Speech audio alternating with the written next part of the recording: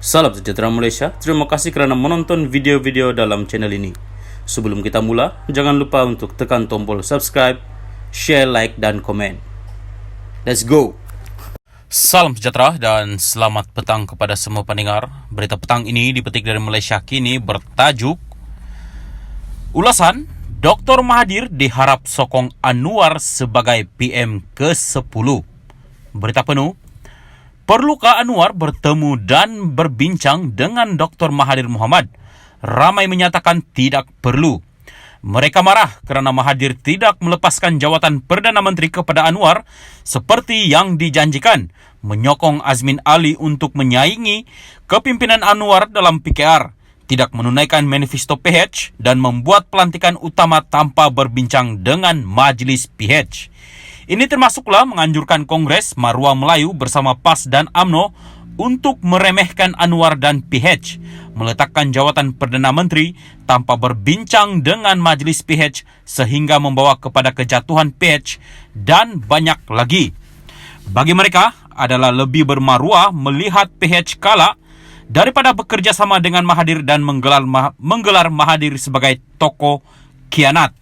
Mereka menyatakan Mahathir menanggung defisit kepercayaan rakyat yang besar kerana pengkhianatannya yang membawa kepada kejatuhan PH, dan sejarah telah membuktikan Mahathir sanggup berbuat apa saja asalkan Anwar tidak menjadi Perdana Menteri.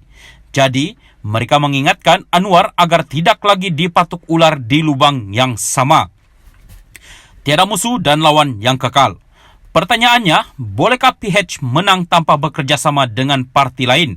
Bekerjasama itu bermakna berada dalam satu pakatan yang sama. Bekerjasama itu cukup sekadar electoral understanding, untuk saling berkempen dan menyokong dan untuk mengelakkan pertandingan bertindih. Pada yang menolak pertemuan Anwar dengan Mahathir, nasihat saya, ketepikan emosi itu. PH tidak boleh terlalu yakin. Masing-masing Anwar dan Mahathir ada kelebihan dan kelemahan. Suka atau tidak, kedua-dua pemimpin ini sekali lagi perlu bekerjasama untuk menghalang BN UMNO menang dalam PRU ke-15 ini.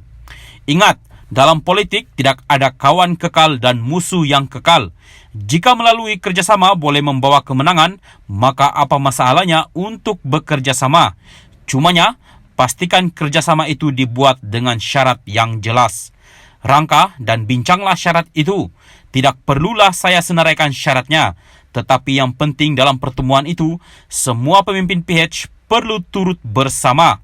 Selepas itu, buat kenyataan bersama dan bagi tahu rakyat syarat-syarat yang telah dipersetujui.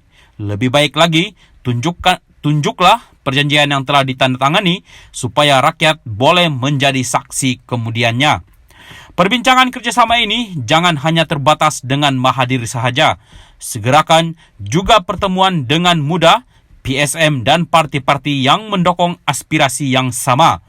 Masih ada waktu untuk berbincang. Negara kita memerlukan kestabilan untuk menyelesaikan masalah ekonomi dan kesejahteraan hidup rakyat.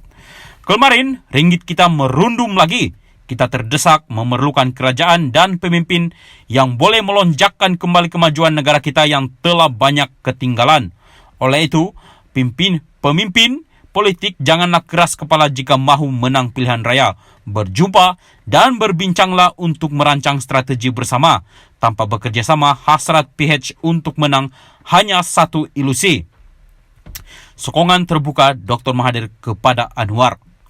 Jika mengenangkan kesilapan Mahathir selepas PRU 14 hingga PH tumbang, saya juga bersetuju dengan pandangan supaya dia berehat dari politik, apatah lagi mengenangkan umurnya telah 97 tahun.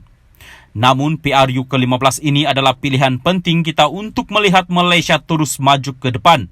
Kita memerlukan pemimpin yang mempunyai kebolehan dan keupayaan. Kesediaan Mahathir untuk bertemu dan berbincang dengan Anwar, saya fikir bertolak daripada permis ini. Semoganya Mahathir boleh memberikan sokongan terbuka kepada Anwar sebagai Perdana Menteri kita yang ke-10. Sokongannya tentunya memberikan senyuman lebar kepada rakyat Malaysia yang mahukan perubahan, kemajuan dan kestabilan. Bagi saya pula, saya mahukan Anwar kerana he has the vision of a leader, not a small-minded politician. Setelah beberapa kali menemu bual Anwar, saya yakin dia mampu membawa negara kita megah di persada antarabangsa. Oleh itu, persediaan Anwar bertemu dengan Mahathir bagi membincangkan tentang PRU ke-15 ini adalah wajar dan perlu. Muhammad Agus Yusof ialah seorang cendekiawan dan pemerhati politik. Tulisan ini tidak semestinya mencerminkan pendirian rasmi Malaysia kini maupun admin sendiri.